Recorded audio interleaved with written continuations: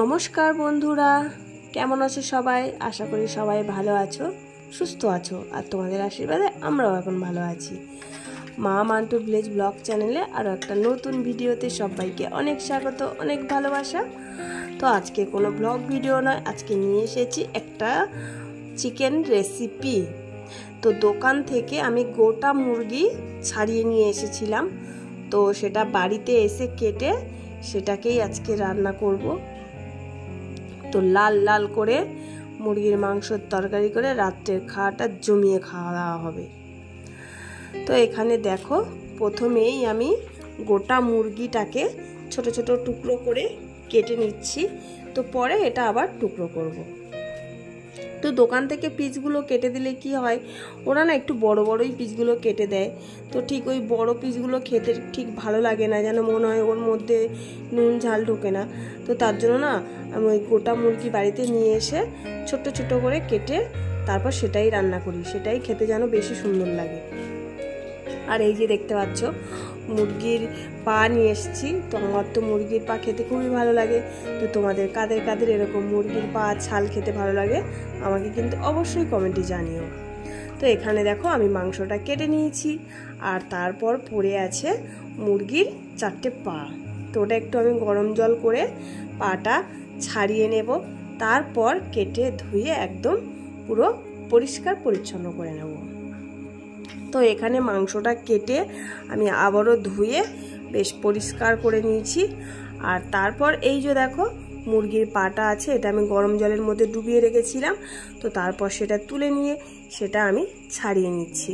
মুরগির মানে পাটা না বেশ একটু ভালোই গরম জলটা হবে, তার মধ্যে পাটা দিয়েই মাত্র একটু নাড়াচাড়া করে সাথে সাথে তুলে নিলেই না ছালটা বেশ সুন্দর মানে ওঠে। তো একটু বেশিক্ষণ রেখে দিলে আবার কি হয়, মাংস সমেত ছালটা উঠে আসে। তো এখানে দেখো সব মাংসটা আমি ভালো করে পরিষ্কার পরিচ্ছন্নভাবে ধুয়ে রেডি করে নিয়েছি।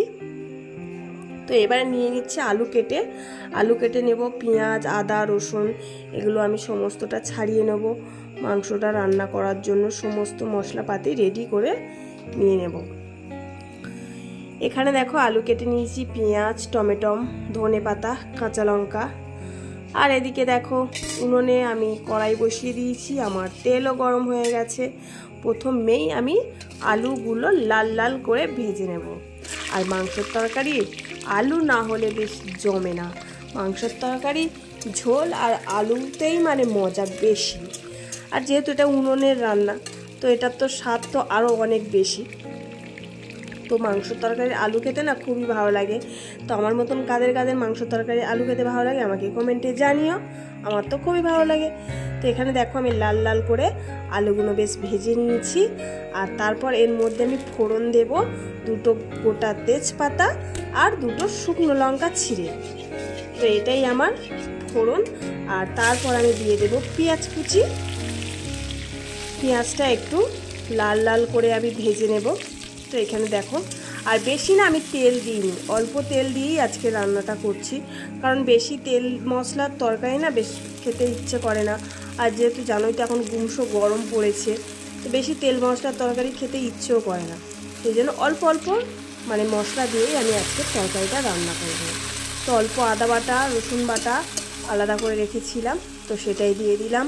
তারপর দিয়ে দিয়েছি একটা ছোট্ট সাইজের টমেটো কুচি, আর দিয়েছি 3টে কাঁচা লঙ্কা ছিঁড়ে। তো এবার আমি একটু ভালো করে আস্তে আস্তে উনুনের জালটা দিয়ে মশলাটাকে ভালো করে কষিয়ে নেব। তো দেখো পরপর আমি মশলাগুলো দিয়েছি হলুদ গুঁড়ো, লঙ্কার গুঁড়ো, লবণ, এবার সমস্তটাই আমি ভালো করে কষিয়ে নেব।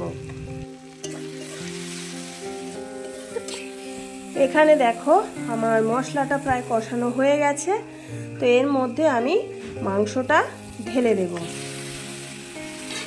মাংসটা এবার আমি এই মশলার সাথে ভালো করে কষিয়ে নেব, কারণ মাংসটা একটু বেশিক্ষণ ধরে না কষালে ঠিক ভালো লাগে না। তো তার জন্য মাংসটা আমি বেশ অনেকটা সময় ধরে কষিয়ে নিচ্ছি।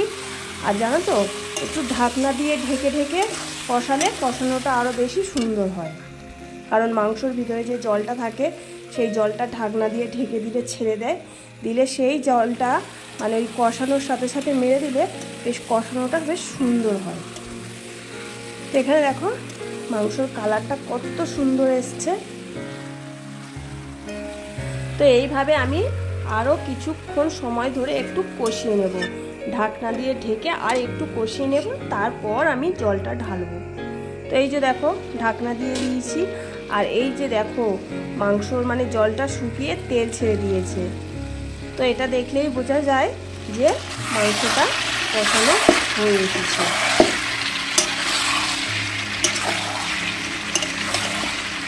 তো দেখো কষা কষা প্রায় হয়ে গেছে, আর কতটা তেল ছেড়ে দিয়েছে দেখো। এর মধ্যে কিন্তু আমি বেশি তেল দিইনি, কারণ যে ছাল সমেত মানে মুরগিটা ছিল, তো সেই ছাল থেকেই তেলটা ছেড়েছিল। তারপর আমি আলুগুলো দিয়ে দিয়েছি। তো আলুগুলো দিয়ে আরও কিছুক্ষণ আমি এইভাবে কষিয়ে নেব। উনুনের জালটা একটু আস্তে করেই দেব, বেশি জোরে দেব না, কারণ বেশি জোরে দিলে নিচে মানে ধরে যেতে পারে, তার জন্য একটু আস্তে করেই দিয়েছি। আর তারপর এখানে দেখো আমি জল ঢেলে দিয়েছি। তো মাংসর তরকারির কালারটা দেখতে পাচ্ছ, পুরো লাল লাল হয়েছে।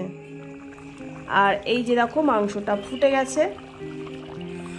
আর আমি বেশি ঢাকনা দিয়ে ঢেকে রান্না করব না, কারণ মাংসটা যখন কষিয়েছিলাম অনেকটা সময় দিয়ে ঢাকা দিয়ে দিয়ে কষিয়েছিলাম, তো তখনই আমার মাংসটা মানে প্রায় হাফের বেশি সিদ্ধ হয়ে গেছে।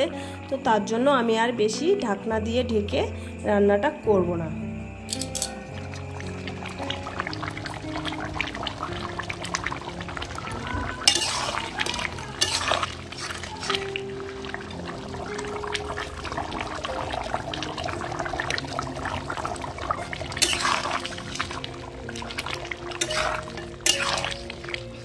তো ওখানে দেখলে আমি একটু ধনেপাতা কুচি দিয়ে দিয়েছি, আর একটু গরম মশলা ছড়িয়ে নিয়েছি। তারপর তরকারিটা আমি নামিয়ে নিয়েছি। তরকারি আমার পুরো রেডি হয়ে গেছে। তো এবার খাওয়া দাওয়ার পালা রাত্রে। আর এর সাথে আমি একটু করে নিয়েছি বেগুন ভাজা, কারণ শুধু একটা মাংসের তরকারি ভাত খাওয়াটা ঠিক না, তো তার জন্য একটু বেগুনও ভেজে নিলাম। তো বন্ধুরা, পুরো রেসিপিটা আজকে তোমাদের সাথে শেয়ার করলাম। ভিডিওটি যদি ভালো লেগে থাকে তাহলে একটু লাইক করো, কমেন্ট করে জানিও, আর অনেক করে শেয়ার করো। আর আমার চ্যানেলে যারা নতুন বন্ধু আছো, আমার চ্যানেলটিকে সাবস্ক্রাইব করে আমার পাশে থেকো। তো চলো, সবাইকে টাটা।